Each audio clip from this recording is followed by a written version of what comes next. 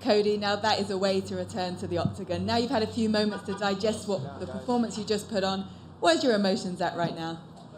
I feel great. You know, it's been a long journey to get back to the win column. You know, I went from 12-0 world champion at 25 years old and a 3-fight skid, you know what I mean? And that sometimes happens in life. You know, you go through those growing periods, you know, and that's what it was, a growing, learning period. I kept motivated, I kept driven. Just kept having to pick myself up from ground zero and build myself back up mentally, physically, and emotionally.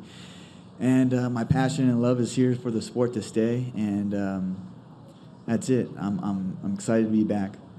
Absolutely. We could see that change in you. You started fast but patient. It looked like, you know, all the things you told us this fight week were put to play there. But then the finish, right on the buzzer, you took that big dip. Talk us through what's going through your mind, because your eyes didn't deviate from Rafael at that point.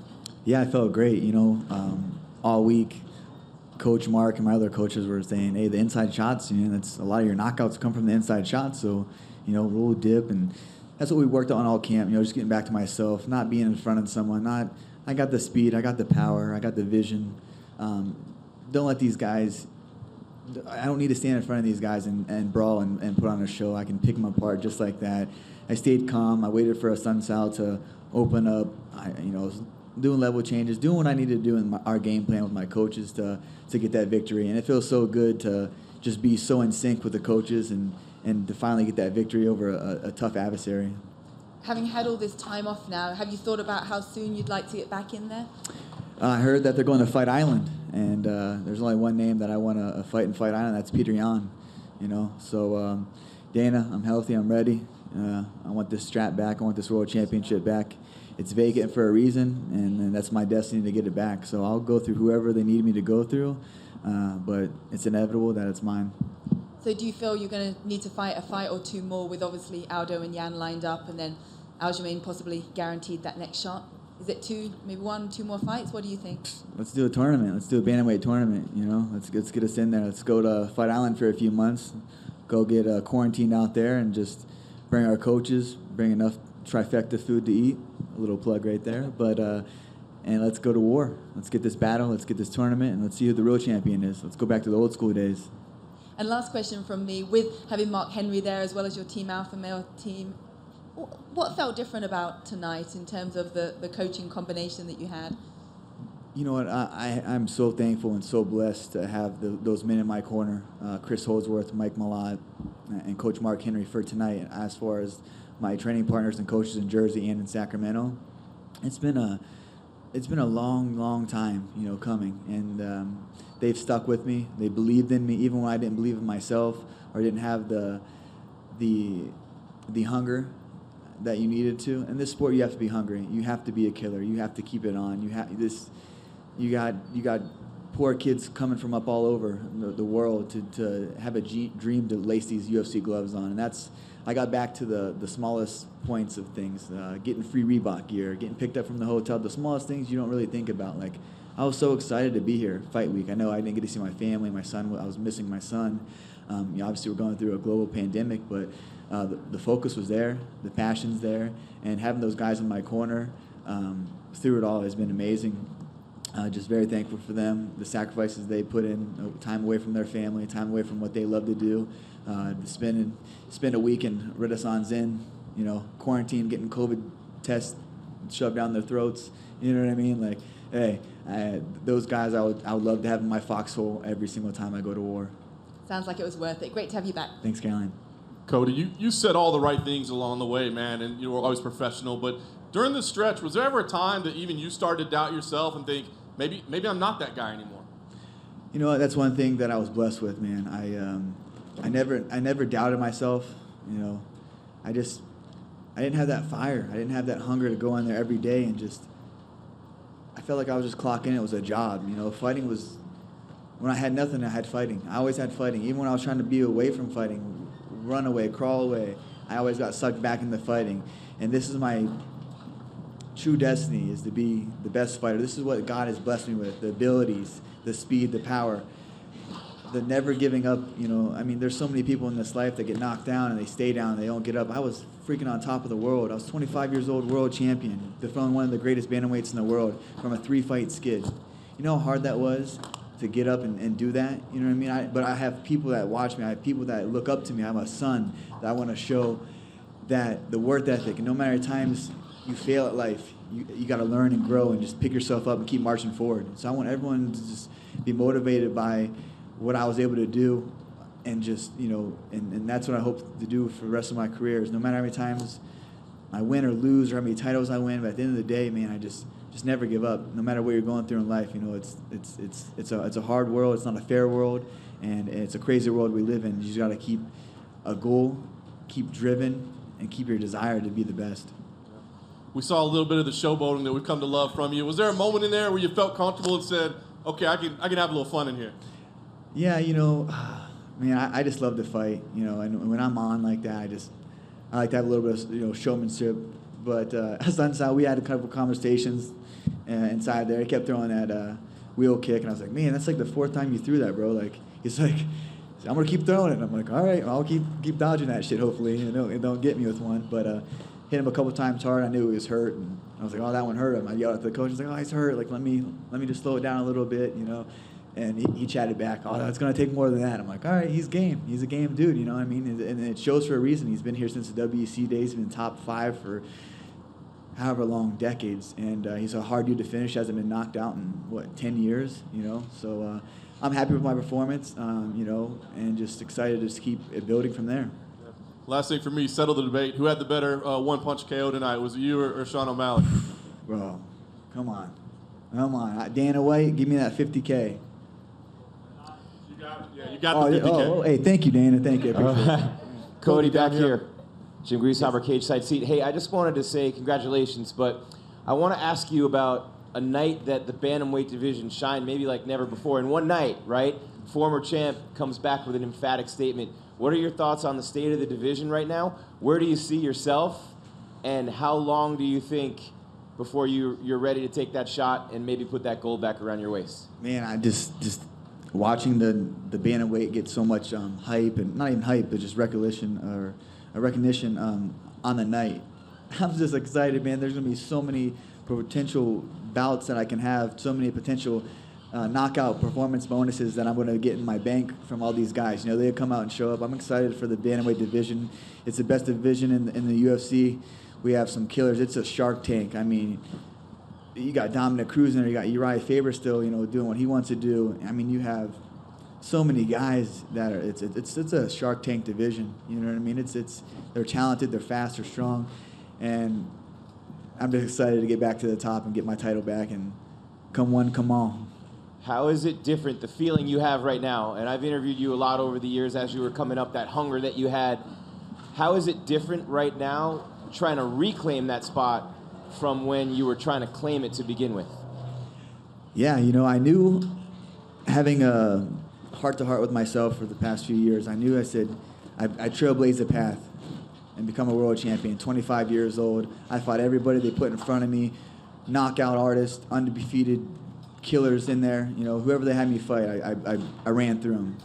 Outclassed Dominic Cruz in one of the best, title fights there was. And, I lost that hunger a little bit. I really lost that hunger. And I wasn't able to really manifest or,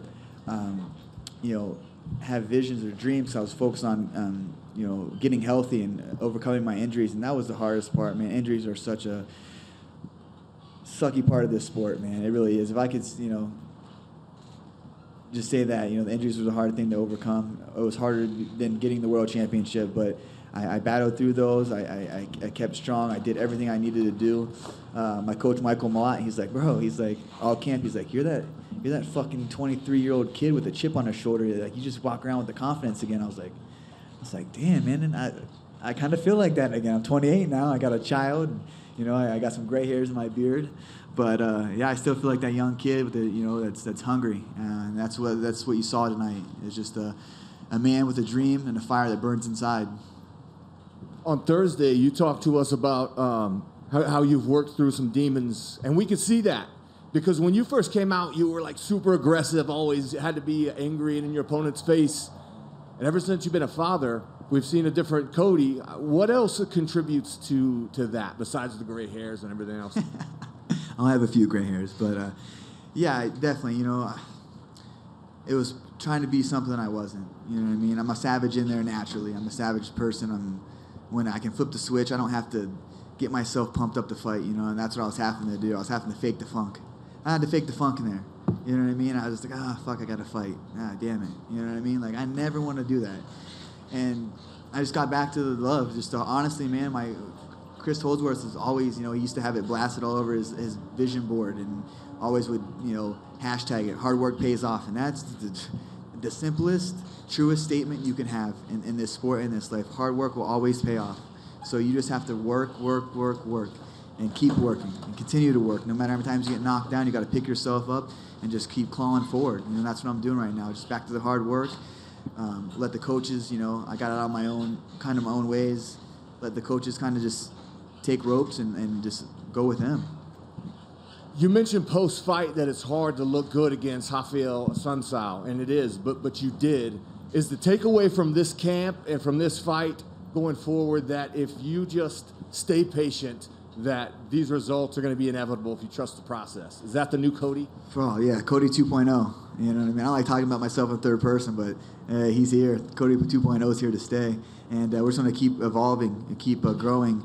And Lord willingly, I'll stay healthy and I'll just, do what he asked me to do in this life and just keep getting these fights and, doing the right things, becoming a better fighter, a better human being.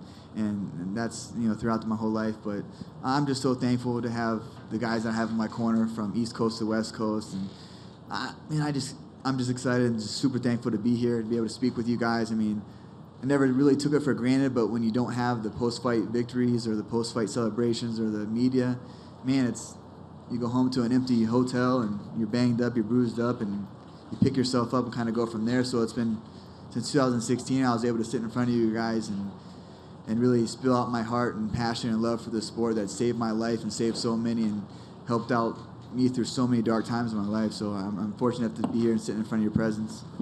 And one more for me, I want to talk about the finishing sequence. You talked about how that was part of the game plan. That was very evident because doing that duck like you did, it's actually kind of risky because if he comes up with a knee, that could be the end for you. But you mitigated the risk by setting that up throughout and making him bite on that feint. And once he did, how hard was it to stay patient and not pull the trigger on that haymaker until you saw the opportunity? Yeah, it was Coach. He was kind of having a little battle with me in there. He's, kept telling me to move, keep moving. Don't be brawling. And I kept hearing that, and I was like, oh shoot, I must be not moving. So keep with the feints. Malawa and Chris, all them guys were telling me to keep feinting. And I noticed early on in the first round, as I got my back towards the wall, that's when he kind of tried to press a little bit. And I knew when he would switch to southpaw, just the overhand left was coming. And so I dipped, let him feint to there, and I knew just to throw my head off, and his head was going to veer to my right, and it just landed flush. Wasn't worried about a knee. He doesn't really kick from southpaw, kicks from orthodox, so I had him pretty timed, you know what I mean? I was just waiting for the fight to present. I was wanting to do a little bit more stuff, but I'm happy with the victory, and he's a hard dude to look good against. I didn't get hit in there. I felt great. I felt like I did the game plan, stuck to it, and just happy with the result. Thank you. Cody, congrats on the win. Great job tonight. When you look at the division, who do you see as your main challenge? Who is the guy in the division you look to and say he is the guy? It's the old Cody. That's it. It's me versus me always. If the old Cody comes back, fuck, he's a scary dude. You know what I mean? Cody 2.0 is here, and I just got to keep bettering myself inside my profession, outside my profession, doing the right things in life, making the right decisions, and everything else falls into place. So I don't fear any man. I fear myself. And when you look at it, if you're able to get the title back at some point this year, early next year, win I do. You got the specter of the guy you lost to, TJ Dillashaw, coming back next year. Would that be a fight that you would want just because of what happened, the history between you, the fact you lost, not the personal history, but the two fights that you had? Would that mean something to you to be able to beat him in a third fight? No, we're talking about TJ, who's still suspended. He's not even there, but that's a fight I would like to get back. You know what I mean? We all knew what he was on. We all knew what he was doing. It took so many times, for him to skate by USADA, unfortunately. But, he's serving his sentence. He's going to always have to live with that the rest of his life. He has a child that he has, eyes on him that knows that his dad was a cheater. The whole world looked up to him, a lot of young kids. It's sad. I kind of feel bad for the guy. He has no confidence that he has to use those kind of aids to be a fighter. But we'll see, you know what I mean? I'm going to be at the World Championship. I'm going to be at the top. So if he works his way back up there, open doors. Let's get it. And last one for me, do you see any of yourself in OMalley, a guy, cocky guy that, he had the big knockout tonight and he seems to be on the fast track. When you look back to when you were that age, do you see any parallels there? No parallels. I was 25 years the world champion. He's 25. I was 11-0 world champion. He has not fought anybody in the top 15. How many people did I fight in the top 15? Under 2 years in the UFC, I became a world champion. That's a fast track. I was fighting the best, am the best, will be the best. No comparison. But I will say I like his style. I like his little flashy hair. It's cool for the division. So keep doing his thing. Keep getting those wins. We'll see you at the top, buddy. Cody, you said you and everybody knew that Dillashaw was on EPO. Do you mean that knowing beforehand or just after the fact? I don't really want to get into that. Yeah, it's kind of ship has sailed. I feel like that was a big burden. A lot of us, like the kid grew up in the Team Alpha Male Tutledge, so it is what it is. That's behind us. He's serving his sentence. You know what I mean, for his wrongdoings, knowing that he was doing it. Karma always comes to those who are doing bad things. So he got his karma. He's serving his sentence. And I'm here. I'm in the winner's circle. I have a big knockout. And that's what we're going to talk about. Do you think the EPO is a problem in the division? And man, I just wish USADA would, be more testful. You know what I mean? Urine samples. We do urine samples, but are you doing blood? I haven't got a knock on my door for blood forever. You know what I mean? How do you detect EPO? Let's do more invasive. If we're going to go all in on this and we want to be a leading standard in, natural athletes, drug-free athletes, we're going to preach that. Let's do that. Let's have those come. I don't mind. Wake me up at 7 a.m., stick a needle in my arm, make me piss. Doesn't matter. If it makes it clean, I'll do it. But I don't know when the last time I had a phlebotomist come and jab a needle in my arm for USADA to test us. How easy is it to get over a drug test? I don't know. I don't need to cheat. Never will have to cheat. But if you're going to eliminate it, make it more strict, more invasive. Cody, you mentioned that you fell out of love with the sport. Can you take me to the moment when you found the spark again?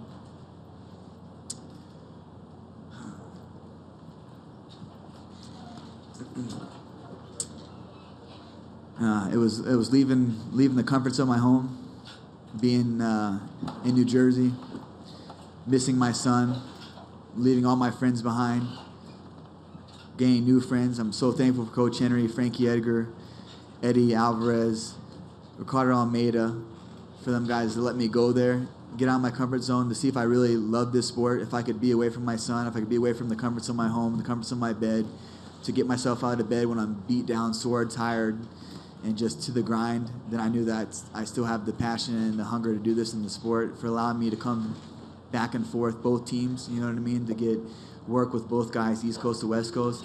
That's really when I found the spark back. That's when I really knew that I had love for this sport, to go 3,000 miles away from my son, missing his, sacrificing a lot. I know we sacrifice a lot in this sport, you know what I mean? I'm not up here to say a lot of people sacrifice a lot in life, but for me to sacrifice and know that that's what I needed to do to get the love back for it, to know that I really loved it, to be away from my son. I was away from 2 months, you know what I mean? Like, I didn't have a father growing up, so I didn't want to miss out on anything. It was the hardest time of my life to do that, but, it was great to be able to, go work with Coach Henry, Coach Ricardo, come back, work with Malott, work with Holdsworth and the guys. So I'm just thankful, man. I'm just thankful that my passion is reignited, and that's when the spark flew, knowing that getting yourself up at 6 in the morning to go drive over to Coach Mark Henry's house and do 10 rounds of pad work, and then go to Ricardo's after a long week of training with new guys that are trying to kill you, and then you go back home and there's new guys that are still trying to kill you back home. So it's awesome, man. I'm just so happy that the passion's burning again.